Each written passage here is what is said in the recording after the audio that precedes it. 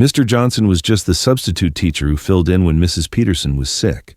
Quiet, patient, never raised his voice even when the kids got rowdy. He'd been covering classes at Lincoln High for 3 months, and most students barely knew his name, until the day his wallet fell out of his jacket pocket during lunch break, and 17-year-old Marcus saw something that made him freeze. Tucked behind his driver's license was a small fabric patch, black and yellow, with the word Ranger emblazoned across the top. Marcus had seen enough military movies to know what that meant. This wasn't just any substitute teacher. This was someone who had earned the right to wear one of the most elite military insignias in the world. Welcome to Daily Soldier Stories. Before we continue this incredible story of hidden strength and unexpected revelation, tell me in the comments from which city in the world are you watching this video today? And if you believe heroes walk among us in the most ordinary places, hit that subscribe button to support the channel. David Johnson had been substitute teaching at Lincoln High School for exactly 93 days, though he doubted any of the students had been counting. To them, he was just another temporary adult who showed up when their regular teachers couldn't. Someone who handed out worksheets, played educational videos, and kept them quiet until the bell rang. He was everything a good substitute teacher should be: calm, prepared, and completely forgettable. He arrived early, followed the lesson plans left by absent teachers, and never caused problems for the administration. The students were polite enough. They didn't give him the hard time they reserved for substitutes who tried too hard to assert authority. What the students didn't know was that David Johnson had once led a squad of Army Rangers through some of the most dangerous terrain on Earth, that the quiet man who spoke softly about math problems and history lessons had graduated from Ranger School, a grueling program that pushed soldiers beyond their physical and mental limits, that he'd served 3 combat deployments in Afghanistan, leading missions that required the kind of split-second decision-making and unshakable composure that most people couldn't imagine. At 42, David looked like exactly what he was trying to be: an ordinary middle-aged man grateful for steady work. He wore khakis and polo shirts, carried a worn leather briefcase, and drove a 10-year-old Honda Civic. Nothing about his appearance suggested military service, let alone elite military service. He'd been medically retired from the Army 2 years earlier after a roadside bomb in Kandahar had left him with chronic back pain and hearing loss in his left ear. Not dramatic injuries, not the kind that earned Purple Hearts or inspired newspaper articles, just the slow accumulation of damage that ended careers quietly, without fanfare.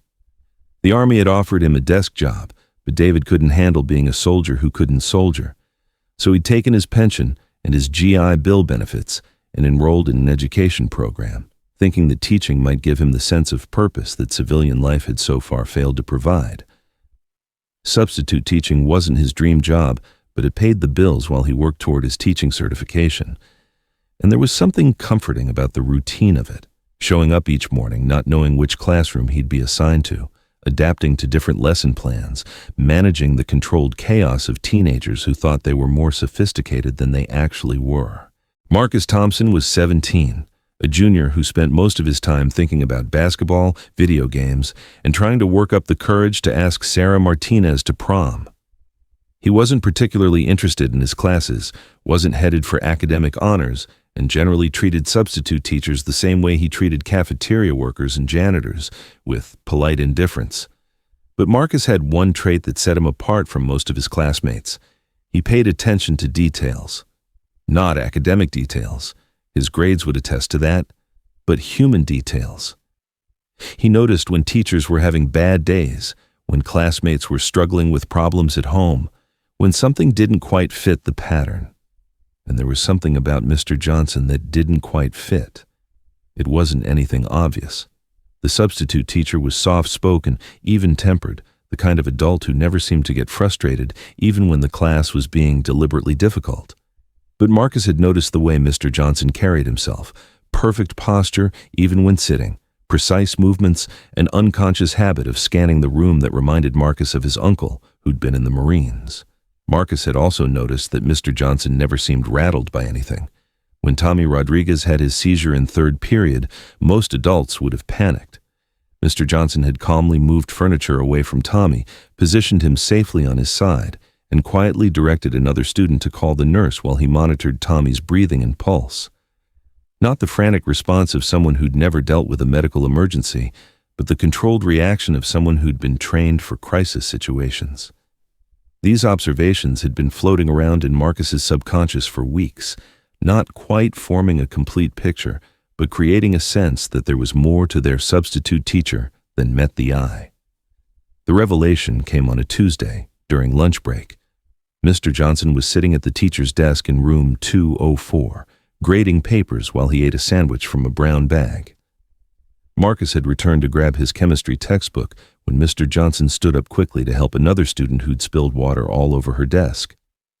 In his haste, Mr. Johnson's wallet slipped from his jacket pocket and hit the floor, its contents scattering across the linoleum. Driver's license, credit cards, a few bills, and something else that made Marcus stop dead in his tracks. It was a small rectangular piece of fabric, black and yellow, about the size of a business card. The word Ranger was embroidered across the top in bold yellow letters, with a distinctive Ranger tab design that Marcus recognized from military documentaries and video games. But this wasn't a replica or a souvenir. This was the real thing, worn at the edges, faded from years of carrying, with the authentic look of something that had been earned rather than purchased. Marcus stood frozen, holding the Ranger tab in his palm, while Mr. Johnson quickly gathered the rest of his scattered belongings. When their eyes met, Marcus saw something he'd never seen before in his substitute teacher's face, not fear or embarrassment, but the quiet resignation of someone whose carefully maintained privacy had just been shattered. "Is this?" Marcus began, then stopped, not sure how to finish the question. Mr. Johnson gently took the tab from Marcus's hand and tucked it back into his wallet. "It's from a long time ago," he said quietly. "I'd appreciate it if you kept it between us." But Marcus couldn't keep it between them, not because he wanted to gossip or cause problems, but because he suddenly understood that their mild-mannered substitute teacher was someone extraordinary. Marcus didn't tell everyone immediately. Instead, he went home that night and researched what it meant to be an Army Ranger. What he found made him realize that Mr. Johnson wasn't just a former soldier. He was a member of one of the most elite military units in the world. Army Rangers weren't regular infantry. They were special operations forces trained to conduct the most dangerous and demanding missions in the military. The tab that Marcus had held in his hand represented completion of Ranger School, a grueling 61-day program that broke down soldiers physically and mentally before rebuilding them into something harder and more capable. Only about 50% of soldiers who started Ranger School actually graduated. Those who did earned the right to wear the tab and call themselves Rangers, a brotherhood that transcended rank and service period. Marcus began looking at Mr. Johnson differently. The quiet confidence wasn't just personality, it was the self-assurance of someone who'd been tested under pressure and proven himself. The calm during Tommy's seizure wasn't just good instincts, it was the response of someone trained to handle life and death situations. Over the next few days, Marcus started sharing what he'd learned with close friends. Not as gossip, but as something important that needed to be understood. Word spread quietly through the school, not the wild rumors that usually accompanied interesting discoveries, but a respectful recognition that they'd been in the presence of someone remarkable without realizing it. The change in how students treated Mr. Johnson was subtle but unmistakable. They paid attention when he spoke. They asked follow-up questions about history lessons, especially when they touched on military conflicts. They stopped the casual disrespect that most substitutes endured. Mr. Johnson noticed the change but didn't comment on it. He continued teaching the same way he always had, quietly, competently, without drawing attention to himself. But there was a new weight to his presence in the classroom, an acknowledgement that he was more than just a temporary placeholder. 3 weeks after the wallet incident, Mr. Johnson was covering a history class studying the war in Afghanistan. The regular teacher had left a lesson plan about military strategy and counterinsurgency operations, topics that most substitutes would have handled by reading directly from the textbook. But as Mr. Johnson began discussing the challenges of fighting in mountainous terrain against an enemy that knew the landscape intimately, something shifted in his demeanor. The careful distance he usually maintained between himself and the subject matter disappeared, replaced by the authority of someone who was speaking from experience rather than curriculum. "The textbook makes it sound like a chess game," he said, closing the book and leaning against the desk. "Move forces here, establish a perimeter there, control the high ground." But it wasn't like that. Nothing about it was clean or predictable. The students were listening with an attention they rarely gave to substitute teachers. When you're moving through valleys where every rock could hide an enemy fighter, when you're responsible for soldiers whose families are counting on you to bring them home, when you have to make decisions with incomplete information and no time to reconsider, that's when you learn what leadership really means. Marcus raised his hand. Were you there? In Afghanistan?" Mr. Johnson looked at him for a long moment, clearly debating how much to reveal. Finally, he nodded. 3 deployments, mostly in the eastern provinces, along the Pakistani border, places where the mountains go up so high and steep that helicopters can barely fly, where the enemy knew every trail and hiding spot. "What was it like?" asked Sarah Martinez, her voice barely above a whisper. "Scary," Mr. Johnson said simply. "Every day, every mission. But you learn to carry the fear without letting it control you. You learn to focus on the mission and take care of your team. And you learn that being brave doesn't mean not being afraid. It means doing what needs to be done even when you are afraid." For the remaining 20 minutes of class, Mr. Johnson talked about leadership, sacrifice, and the weight of responsibility that came with wearing the uniform. Not war stories or heroic tales, but honest reflections on what it meant to serve and how military experience had shaped his understanding of what mattered in life. When the bell rang, the students didn't rush for the door the way they usually did. They gathered their books slowly, many of them stopping to thank Mr. Johnson for sharing something real with them. Word of Mr. Johnson's military background eventually reached the school administration, though not through student gossip. Marcus had mentioned it to his father, who was a veteran himself, and who called the principal to suggest that the school might want to formally recognize Mr. Johnson's service during the upcoming Veterans Day assembly. Principal Williams called Mr. Johnson into her office the next morning, not to question him about his background, but to ask if he would be comfortable being honored during the assembly. "Mr. Johnson, I understand you're a veteran, an Army Ranger, in fact." David shifted uncomfortably in his chair. "Yes, ma'am, but I'm not looking for any special recognition. I just want to do my job." "I respect that," Principal Williams said, "but our students would benefit from hearing from someone who's actually lived the experiences they're studying about. Would you consider speaking at our Veterans Day assembly? Nothing elaborate, just a few words about service."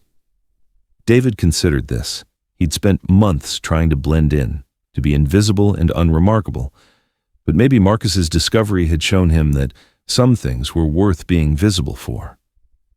"I'll do it," he said, "but I want to focus on the students who are thinking about military service, help them understand what they're considering." The Veterans Day assembly was small, just the school faculty and about 100 students who had chosen to attend.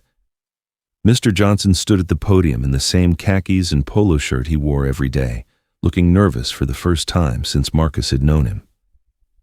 "I'm not here to glorify war or convince anyone to join the military," he began. "I'm here to talk about service, about what it means to be part of something bigger than yourself, and about the responsibility that comes with representing your country." He spoke for 10 minutes about the values the military had taught him: integrity, commitment, excellence, about the bonds formed with people who would trust you with their lives and whom you would trust with yours, about coming home and finding ways to continue serving, even if it meant teaching algebra to teenagers who would rather be anywhere else. When he finished, the applause was genuine and sustained. But more importantly, several students approached him afterward with serious questions about military service, about college programs, about how to know if they were ready for that kind of commitment. David Johnson continued substitute teaching at Lincoln High for the rest of the school year. By the time he moved on to a full-time teaching position at another school, he was no longer just another forgettable substitute. He was Mr. Johnson, the ranger who had shown students that strength could be quiet, that heroes didn't always look heroic, and that the most important lessons sometimes came from the most unexpected teachers. Marcus Thompson graduated that spring and enlisted in the Army, inspired by a substitute teacher who had shown him that service meant more than just fighting. It meant being someone others could depend on, no matter what uniform you wore. And in his wallet, David Johnson still carried his Ranger tab. Not as a secret anymore, but as a reminder that some things earned could never be taken away, and that the values learned in service could be taught anywhere, even in a high school classroom where students thought they knew everything they needed to know about the world. Sometimes the most important discoveries happen by accident. Sometimes the most valuable lessons come from someone you almost overlooked. And sometimes a single moment of recognition can transform how we see both ourselves and others. The Ranger tab that fell from a wallet that Tuesday afternoon didn't just reveal a secret. It revealed a truth that every student at Lincoln High needed to understand. Heroes walk among us every day, carrying their stories quietly, waiting for someone wise enough to see beyond the surface and recognize the strength that service leaves behind. This story was brought to you by Daily Soldier Stories. Have you ever discovered that someone ordinary was actually extraordinary? Share their story in the comments, and if this reminded you to look closer at the heroes around you, subscribe to support the channel. Sometimes the most important stories are hidden in plain sight, waiting for someone to notice.